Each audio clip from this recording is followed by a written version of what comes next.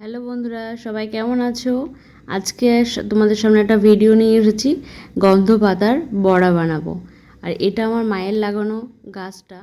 আর এই হচ্ছে আমার দাদা, ও উঠেছে গাছের পাতা পাড়ার জন্য। ও আমাকে হেল্প করে দিচ্ছে।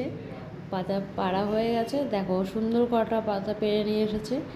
আর এটা অল্প করে বানালেই হয়ে যায়, অনেকটা হয়ে যায় পাতা, কারণ এর সময় তো অনেক কিছু মিক্স করবো। আর আমি এই যে কেটে নিয়েছি বটিতে পাতাগুলো কুচি কুচি করে, কারণ ছোটোবেলা থেকে বটিতে কাটতে আমার খুব ভালো লাগে। আমি বটিতেই পছন্দ করি কাটতে, চাকুতেও পারি, কিন্তু বটিতে কাটতে আমার বেশি ইজি লাগে। এই যে আমি কেটে নিলাম কুচি কুচি করে পাতাগুলো।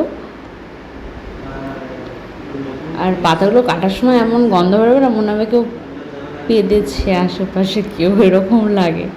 সিরিয়াসলি, এর জন্য এই নামটা হচ্ছে গন্ধ পাতা।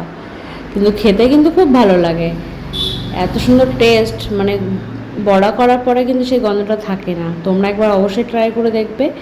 যারা না খেয়েছো, একবার যদি খাও তাদের বারবার খেতে ইচ্ছা করবে।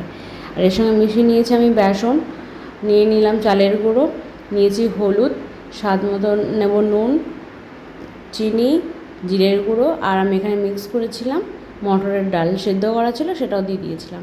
দিয়ে ভালো করে মিক্স করে নিয়েছি, নিয়ে কড়াইতে তেল দিয়ে দিয়েছি। এবার আমি চ্যাপটা চ্যাপটা শেপে দিয়ে দিচ্ছি। এবার তোমাদের যে শেপ ভালো লাগবে তোমরা সেটা করে নিতে পারো। আমার এটা ইজি হয়েছে, আমি এটা করে নিয়েছি। হয়ে গেছে রেডি। টাটা, ভালো থেকো সবাই।